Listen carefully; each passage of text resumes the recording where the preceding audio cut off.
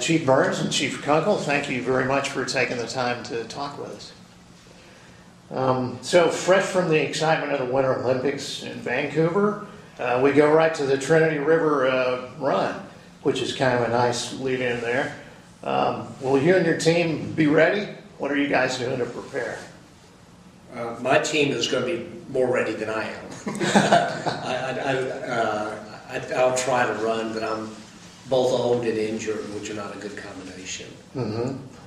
And what about you, Chief Burns? Well, our recruits, they normally run about 2 miles a day, and they average about 8 to 10 miles a week, and they do a lot of cross training, getting ready for firefighting. But we'll be ready.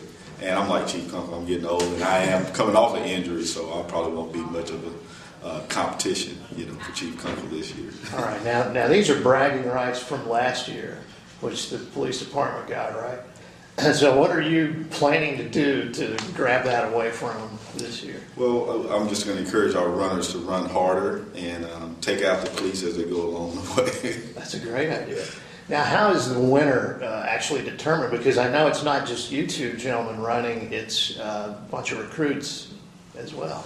Yeah, in fact, it doesn't. We're not even considered in the points, so it doesn't make any difference what we do. It's just how well our top 3 male and female recruits perform.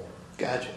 So it's an average of the top 3 times? Yes. Yeah, right. and we really, I think the firefighters are probably more fit, but we have a lot more recruits, so we have numbers on our side, and they may have quality, but we have quantity, so we'll see how that plays out when it comes to. So you can cherry pick your best athletes, is that what you're doing? We will probably have, we're hiring hundreds of recruits, and they're hiring scores of recruits. So we just got a bigger pool to choose from.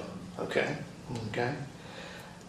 So what's, in your view, is the most challenging portion of the route? And is it the same as last year? Is the route going to be more or less the same? I understand it's going to be different. I've run it, I think, every year. And the levee's hard because it's kind of soft dirt. Then it can get muddy, and then they take you up and down the ramps to the levees, which are pretty steep. Particularly, the uphill parts are pretty steep, so it's a tough run. Okay. Now, besides bragging rights for who gets the plaque this year, what other awards await the winning team? What's your incentive to get out there? Well, the incentive is always about fitness.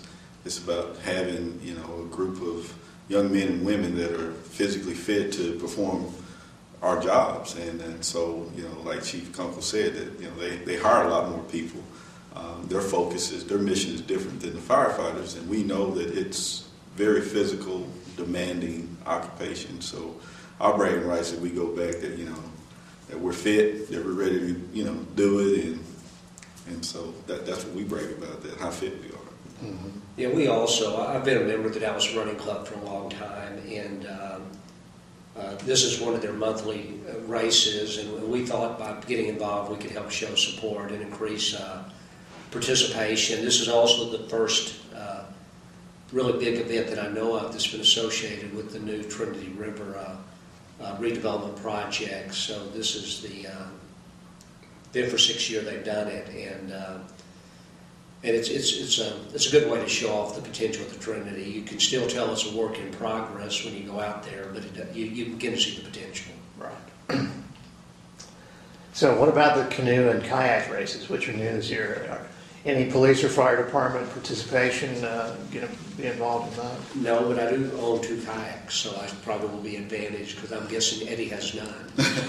He's right. I have no, but I like to boat, and I am a competitor. So once I figure out how to do the paddles, I think I'll be challenging Chief Kunkle. Well, but see, I think we ought to have to use our own kayaks that we own so I think I'll be advantaged in that area. Wow. Well, Chief Burns and Chief Kunkle, any other things you want to tell us about the Glenn Carter Challenge coming up, or Trinity River events in general? No, it's other than Glenn Carter himself. He it's very sad. He was president of Dallas Runners Club, and he was a gentleman a few years younger than I am, and he was very committed to the running community and a fit guy. And we met and did the race, and then a couple weeks after the race, 2 years ago, he died suddenly of a heart attack. And so the race has been named in his honor, and it's a good tribute, I think. All right. Well, best of luck to both of you, and thanks for speaking with us. Thank you. You're welcome. Thank you.